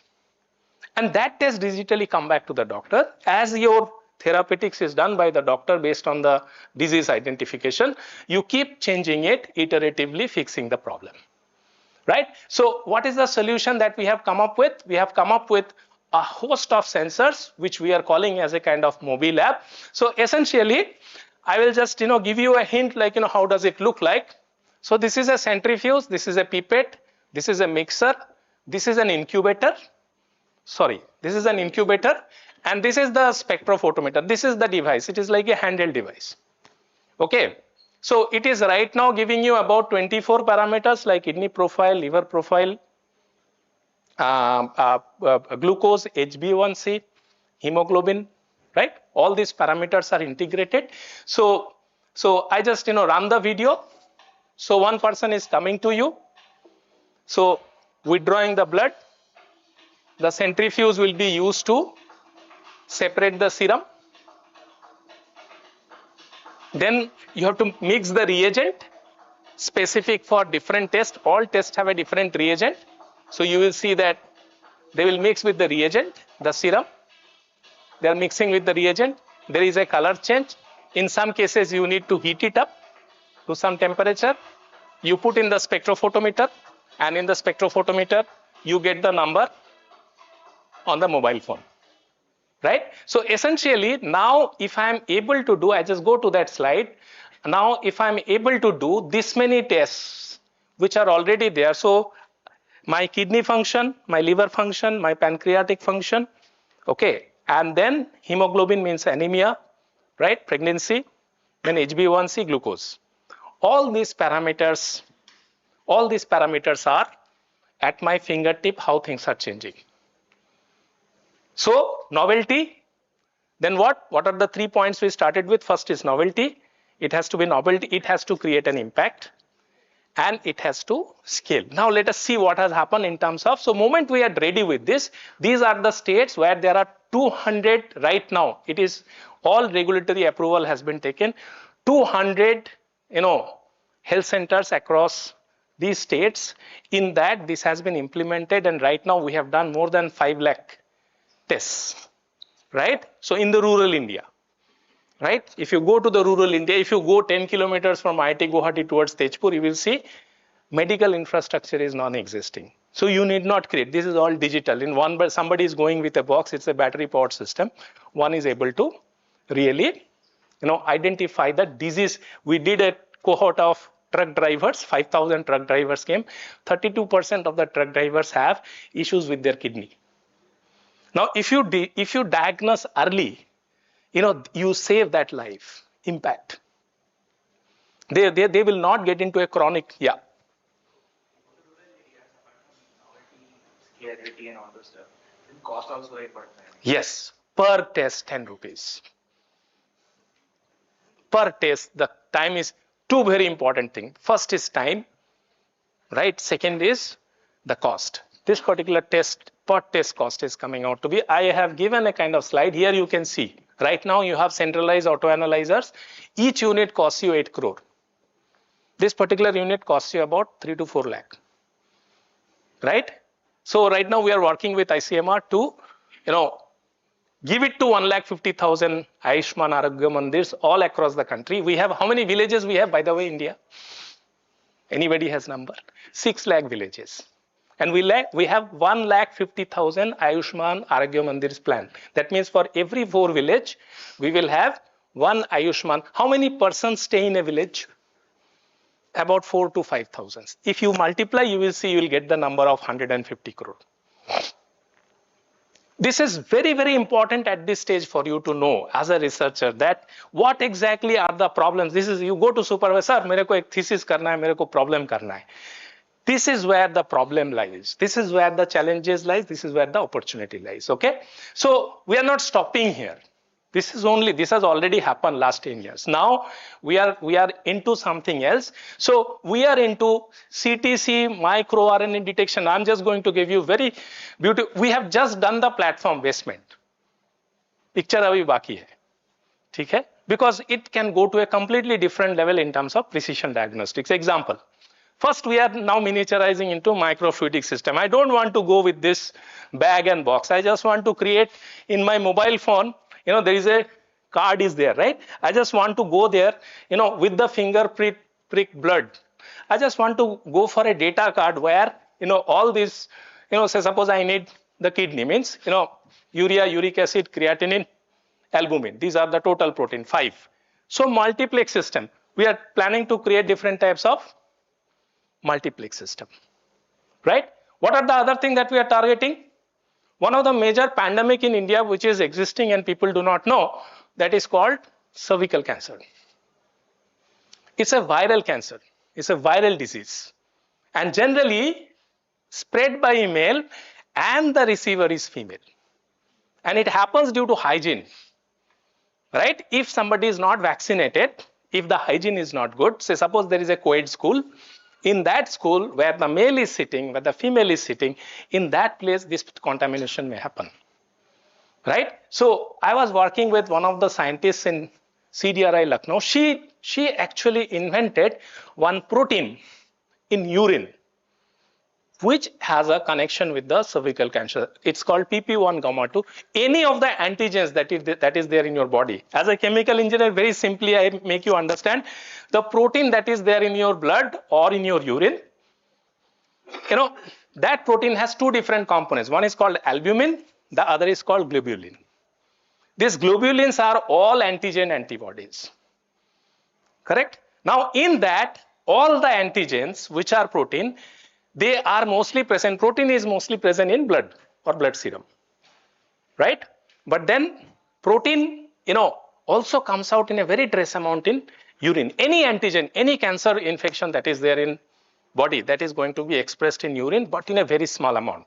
So we used a very simple principle that we synthesize gold nanoparticle, we attach the antibody, and then we tried to detect that antibody with the antigen that was expressed in urine. And this right now, so you can see there is a color change from wine red to violet. We keep the device to be same so that they can quickly get integrated to mobile app. And this we have done a trial of 30 patients in Manipur. The trial results are fantastic. We are able to now detect cervical cancer, screen cervical cancer using urine. It's a non-invasive one because otherwise one has to do pap smear test, which is a invasive one. Okay. Next is another very, very important female specific problem is urinary tract infection, right? It happens because of a few bacteria. But the problem is that in rural areas, they get into, if I'm go undetected for a while, this infection will go towards kidney and there is a CKD that is in the offering. So Again, another very interesting work has happened with another collaborator. So very simple, like, in this situation, what we did, we synthesized gold nanotwins. So you have two gold nanoparticles and connected with, Gopalda will be able to tell us that, thiol groups, you have a linker, you'll be able to connect them together. So some of our chemist friends, they could really connect these gold nanoparticles. You can see beautiful twins. These are synthesized. And then what we did, we put an aptamer on top. What is an aptamer? It's basically a debris of DNA. But it has a shape of E. coli that is at the top, which is like a trap. And that also has some functional groups, which can attach to the surface protein of the bacteria. So essentially, if I am putting my sensor like this, the bacteria is getting attached. Now, I again keep my sensor to be the same architecture. Why? Because I have the mobile platform. In that, if I put urine from somebody, the WHO guideline is 1 CFU per ml. That means, one bacteria, either in urine or in water. If you can detect, that's a very, very big breakthrough. We are up to, you can see, up to 10 CFU per ml we can go. So this is a fantastic device as a screening device. Okay. I have about 5 minutes now. About 5 minutes. I'll finish with 2 more examples. Okay. I just keep this one. I'll finish with 2 more examples. These are very latest work. One is called blood biopsy. Okay. Typically, biopsy means in cancer, we just go to the tumor, we pick up. So you have a tumor, your blood vessels have some pores. So these cancer cells are entering into the blood vessels through the pores. They are getting transported to some other place. This process is called intravasation. And through another pore, it is going to, say, suppose somebody is having prostate cancer. It is very obvious this person may develop into a bone cancer, because prostate is very nearby to your hip bones, right? These are called metastatic varieties of cancer. More importantly, any place, if you have a tumor, if somebody has a tumor, right? Now that tumor, those cells are going to get expressed in the blood, but in a very small amount. Not only that, not only the cell, but also the cell debris. The cell also has different types of receptors, like we were detecting corona. We were not detecting corona. We were detecting some of the receptors, right? So the point is that, and one very important piece of information, again scale, all the cancers if you take, lung, breast, colorectal, prostate, stomach, this is mostly the cancers. It's about 70 to 80% of the cancer cases in between these 5. Right? And they are also of metastatic variety, right? So what we did a very interesting setup. This is a microfluidic setup. So RBCs are about 6 to 8 micron. WBCs are about 12 to 15, 17 micron, and cancer cells are typically 15 to 25. So we used a size exclusion situation. So a membrane which allows the RBCs and WBCs to go through, but somewhat restricts the cancer cells. What is the idea? Number of cancer cells are very less in blood. The problem is the detection, the concentration. So if I can really get rid of the serum, if I can really get rid of the blood corpuscles, then what remains? Remains I will have, so you can see that the cancer cells, they are getting slowly accumulated here on top of this, right, in order to really increase the concentration. So under microscopy, I will be able to really do blood biopsy. Right? We are also trying to functionalize this channel walls with the receptor so that the capture becomes more efficient. So you can really use blood for biopsy rather than going for an invasive lifting of the tumor cell. And you can understand cancer is another epidemic across the country. Last example, it is not only the molecular biology parameter, not only the cancer parameters related to different carcinogens, different antigens. The most important thing that is coming up right now is the gene sequencing. I give you one example. Say different types of suppose if I want to really detect cancer cells, I can really detect the cancer cells just looking at the microRNAs. Just like you did for the corona. What did you detect? You detect a viral RNA. Right? So there is a very interesting technology. This is by Minion. This is called Minion. This is by Oxford Instrument. What is the technology? It is nothing. There is a substrate. There is a membrane. There is a pore. So this is the typical architecture of that. So you have a microfluidic channel where you are flowing the viral transport media with all RNAs. And then, you have an ASIC. ASIC means it's an application specific integrated circuit. That means it is going to get the signal. On top of that, you have the sensor chip, and then you have a membrane, microporous, and on top of that, you have a nanopore, which is functionalized. What is the idea? If I am just pushing one RNA molecule or a single stranded DNA molecule through that, you have either ATGC or ATG, adenine, guanine, thiamine, cytosine, or uracil. These are the 5. If I have 5 different electrical signals for this, I will be able to differentiate if A goes this many voltage, T goes this many voltage. So voltage can be converted into a sequence. So they are doing as a microarray basis. This is the typical pore architecture. Now, what we did, this is a very latest work. This is the device that we have developed in the Center for Nanotechnology, where you have a nanopore membrane, and in that nanopore membrane, you are basically forcing these molecules to come. And this is hardly like took us about 10,000 rupees. By the way, that Minion instrument is about 5 lakhs right now, 7 to 12 lakhs. This is a 10,000, hardly kind of like an Arduino board with a membrane, and we have started getting the specific signals for A, T, G. See, we have purchased the gene sequences which are A, T, or AT, and we have started getting very reliable. What is the idea? Can I do a simple viral RNA detection at the PHC, CHC level? So what is the first point that I started with? First, novelty. Second is the impact. And third is the scale. I achieve all these 3 points. Okay.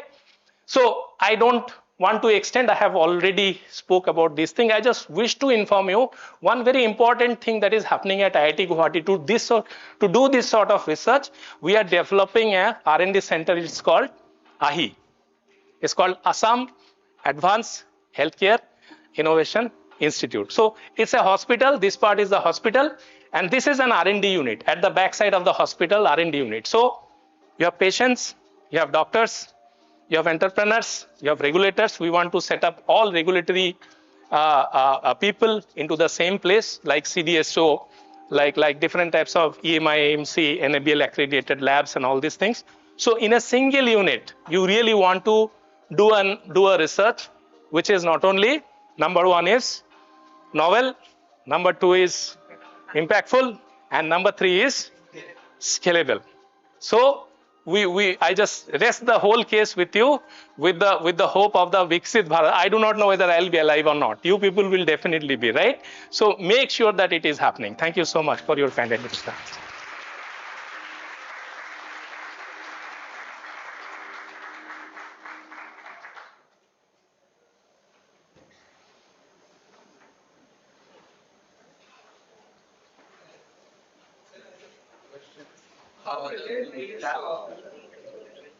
There's a microphone. Yeah, please go ahead. That has small spectroscopy, visible spectroscopy, right? That is for just specific wavelength or throughout the whole spectrum? No, it has different. We have multiple LEDs. Oh, you have multiple LEDs. Okay. So we turn on the LED based on the color change for different reagents, different color change. Like for albumin, the color change is different from the total protein, or so we use different LEDs. Oh. Sir, when compared to the other clinical parameters, now many hospitals I've seen, they have different machines for the TSH checkup. Like I've seen 25 tests. How reliable this machine when compared to those? 95%. We have done the independent trial. AIMS and ICMR has done independent. We have given the devices to them. There are 2 places, Ballavgarh and Jhajjar. There are 2 PHCs where they have tested against autoanalyzers. So this is 95%. This can be used as a personal device. Again, scales. Because low cost rural India. But if I have a phlebotomist, I can use it for all 10,000 people at IIT Guwahati. 10 rupees, yeah. I can finish all. 25, yeah. You don't need all 25, by the way. See, if everybody is healthy, it's a kind of misconception that every maximum 2-3 20-30 रुपया में हो जाए, 50 रुपया maximum, and that is also now covered by Ayushman Arogya Yojana. So government is, if government is not subsidizing your health care, the government is not going to win the election. So it is subsidized. So money is already there. Bacteria, so like all bacteria are not causing infections, right? So yeah. So yes, very good. E. coli, good E. coli are there, bad E. coli. Bad E. coli has certain receptors. How do you identify? Based on certain receptors. I just keep aptamers in such a manner, those receptors. I design, these are mostly done in simulations. So first I design the aptamer in such a manner so that I can capture the receptors. So when they are going, it is like, if only the bacteria E. coli, which are the pathogenic E. coli, they are going to get captured. Not only that, we are also capturing antibiotic resistant E. coli. That work is going on right now. Life cycle of this mobility, how far it can go? With one battery cycle, I think you can do 250 tests. Till how many years? Or it has only started 2 years. Until now, we have, it's a very robust. It has been done in, it's a, UV visible, those who has done UV visible, it's a very robust technology. Right, it's just only some connections and all, but then those are all taken care. This is a 3D printed device. We have even not worked on the design and all these things, just to keep it very primitive. Why? Because that reduces the cost of production. Right? Yeah. It's just focus on the integrating of different components in that movie there, or you have also designed like spectrophotometers, or there should be company made, right? No. Apart from the chip that is detecting there is a photo detector. That is the only thing that is imported. Everything else is designed, developed at IIT Guwahati.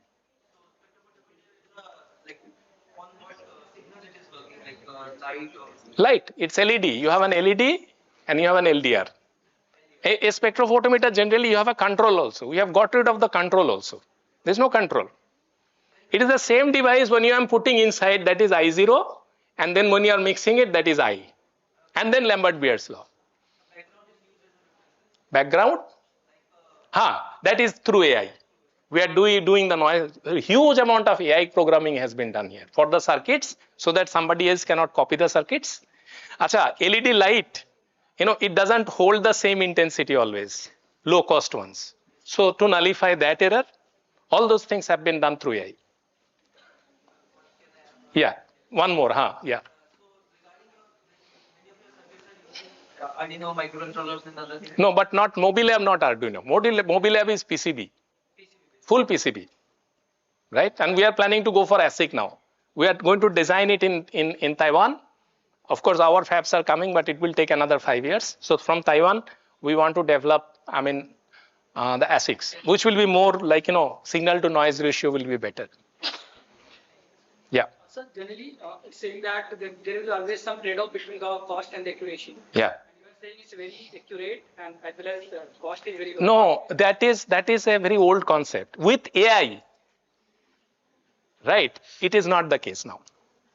Accuracy, you just need a very mota data, then AI can take off from there. So we are heavily using, we have 3-4 AI experts who are working on it.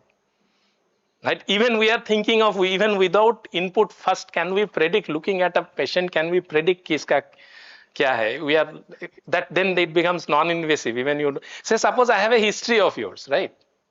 And if you have not done anything bad, like, after visiting last year, you did not have 30 rasgullas every day, right? Then, it will be very similar to that, right? Looking at your behavior, looking at your body temperature, skin color. Right, a lot of other inputs can be given. Yeah. Sir, I would like to know your thoughts on, you said about precision healthcare, precision diagnostic. But what about precision prevention? He has heard everything, right? So it's a feedback. Take care. Precision prevention for getting the disease, by being actually would you like to include in your? That's the whole idea. Early diagnosis. Gene sequence what? First time when the blood is drawn from child.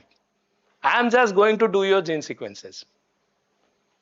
I know what are the diseases that are coming throughout your whole life. What will be your skin color? What will be your eye color? What will be your shape of your, how will be your voice? Right? Until or unless you do something else. Like say suppose, I am say suppose 18-year-old and I have started chewing gutka. Right? What happens? You know, my gene for this oral cancer was there, but it was down regulated.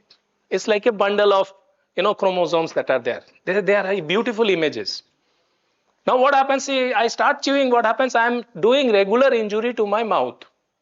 So slowly that gene is getting upregulated. So if I have a baseline that I am never going to develop a kind of oral cancer in my whole life cycle, and if it is developing at the age of say suppose 35 or 40, that means it's a phenotype. That means it's my lifestyle rate, it's not a genetic disease. Right? So baseline gene sequencing by birth, all of you will become parents. The day your child is born, make sure that you do a baseline. Abhi 30,000 rupiya hai. Hopefully, if we are able to do it, we'll try to do it in 100 rupees, 200 rupees, also subsidized by government. Make sure that that baseline gene sequence is very, very important. As important as preserving the stem cells. Right? Stem cell, you know, library, that's a huge area. Bank. पैसा bank में रखते हो ना, जो stem cell bank जो है ना, अभी इंडिया में कोई इंफ्रास्ट्रक्चर नहीं है.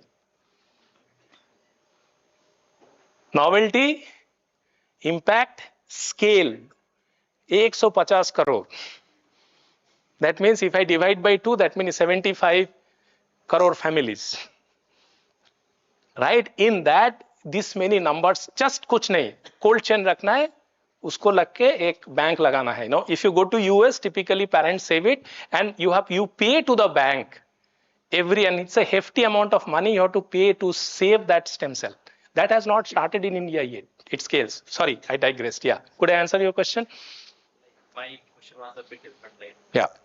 Apart from genetic disease, like, so early diagnosis is the way to stop prevention. If you do early diagnosis, if I'm able to do urinary tract infection early, then the disease doesn't. So diagnosis is the only way you can do prevention. Right? Yeah. Thank you, sir, for this engrossing session. I now request Professor Gopal Das, Dean of Academic Research, to kindly felicitate Professor Bandyopadhyay. Oh, bouquet. A lot of things. Thank you. Thank you. Thank you. Thank you. Thank you.